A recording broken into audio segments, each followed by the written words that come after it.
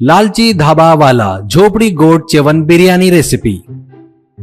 कुशलपुर नामक गांव में पवनजीत सिंह बगैर कोई काम धाम किए हुए फालतू घूमते रहता था। रोज वो अपने दोस्तों के साथ शराब, सिगरेट, ताश ये सब खेलता रहता था और वो गांव वालों के पास कर्जा भी करता था। पर उसके पिताजी भंवरलाल एक अच्छा होटल चलाते थे, वो भी बिरयानी का। और उनका होटल बहुत फेमस था। उनके पास बिरयानी बनाने वाले एकदम जबरदस्त बिरयानी बनाते थे और बकरे भी अच्छे लाते थे, इसलिए वहाँ हमेशा लोगों की गर्दी रहती थी।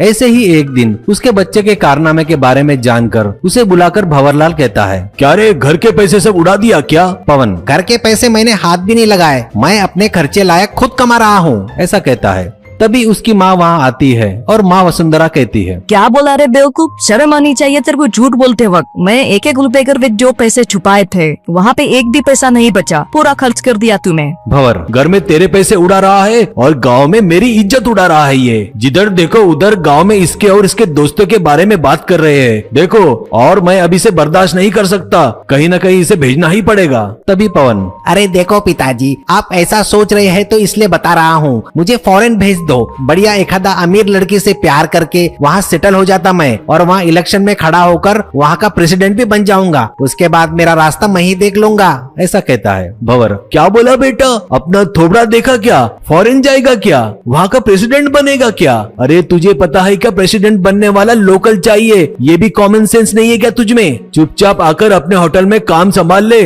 नहीं तो तुझे किसी पागल खाने में भर्ती करा देता हूँ, करके बाहर चला जाता है। उसके कुछ दिनों बाद उसको पैसे कहीं नहीं मिलने के कारण वो अपने दोस्त राजू के साथ मिलकर होटल में आता है। उसे देखकर भंवर, क्यों रे तू ही बोझ है, बोले तो तेरे को एक चमचा भी होना क्या साथ में? देख, मैं एक हफ्ता यहाँ नहीं रहूंगा, अपने मास्टर से अच्छे से काम सीख ले, अगले 6 महीने में तू ही मटन बिरयानी बनाने को होना, समझ में आया? कहकर चला गया। उसके बाद खाना बनाने वाले मास्टर के पास पवन आता है और कहता है, देखो मास्टर, अपनी बिरयानी यहाँ ही नहीं आसपास के पड़ोस गांव में भी बहुत फेमस है, ये तो मुझे पता है, पर एक बात बता, बनाने वाले तेरे को कुछ नहीं मिला और मेरे लिए कुछ बचा ही नहीं, सब कुछ उस बुड्ढे के जेब में गया, ऐसा कहता है। इसीलिए ये हफ्ते भर अपने होटल के पीछे बगीचे में एक सेटअप लगाता हूँ ताश खेलने के लिए, और उनके पीने के लिए शराब भी अपन ही ला कर देंगे। बढ़िया शराब, ताश और बिरयानी आकर उनके पास से जमकर पैसा लूटेंगे, आया हुआ पैसा अपन दोनों आपस में बांट लेंगे, क्या बोलता है बोल? वो मास्टर लालच में आकर हाँ कहता है। उसके बाद पवन उसके जुआरी दोस्तों को बुलाकर होटल के पीछे बगीचे में उनके खेलने के लिए एक सेटअप लगाता है। इसके बाद वो लोग के साथ ताश खेलते हुए, शराब पीते हुए, बॉटल को पकड़कर होटल में आकर बिरयानी बनाने लगता है। ऐसे वो मास्टर को भी जुआ और शराब की आदत लगा देता है। इससे मास्टर मटन बिरयानी बनाने का काम पवन के तरफ देता है। इससे पवन सिंह अपने मर्जी के हिसाब से सिगरेट पीते हुए, शराब पीते हुए बिरयानी बनाना शुरू करता है। उसकी ये हरकत देखकर लोग उसके होटल में आना कम कर देते हैं।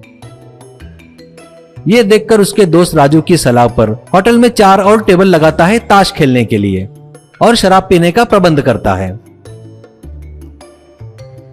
अब लोग भी आकर वहाँ जुआ खेलते और दारू पीने लगे। ऐसे हफ्ते भर बाद भंवरलाल गांव में अपने होटल में आता है और वहाँ होटल न होकर ताश का खेल चलता देख वो चौंक जाता है। तभी पिताजी को देखकर पवनजीत, अरे पिताजी, चिंता मत करो पिताजी, अपने होटल को बार एंड ताश का क्लब बना दिया है मैंने, कितना बड़ा हो गया हूँ मैं, देखो पिताजी, बिरयानी में जितना कमाते थे ना उससे कहीं ज्यादा कमा रहे हैं पिताजी, आइए आप भी आइए, अपने मास्टर के साथ एक बियर पीकर 2 हाथ ताश के खेल लो, आओ पिताजी आओ, ऐसा कहता है। भंवर, क्या रे अच्छे से कुछ सीखेगा, जिम्मेदारी आएगी करके एक हफ्ता तेरे हाथ में होटल दिया तो पूरा बर्बाद कर दिया तूने। अच्छे खासे मास्टर को शराब और ताश की आदत लगा दिया। इतना ही नहीं, अपने पिताजी को बियर पीकर 2 ताश के हाथ खेलने को बोलता क्या? दलिंदर कहीं के, कौन सी जिंदगी में कौन सा पाप किया कि तू पैदा हुआ दरिंदे कहीं के? रुक, तुझे बताता मैं, आजा तू, आज तू गया समझ ले बेटा, बोल के वहाँ रखी लाठी से पवन को जमकर पीटता है। उसे ही नहीं,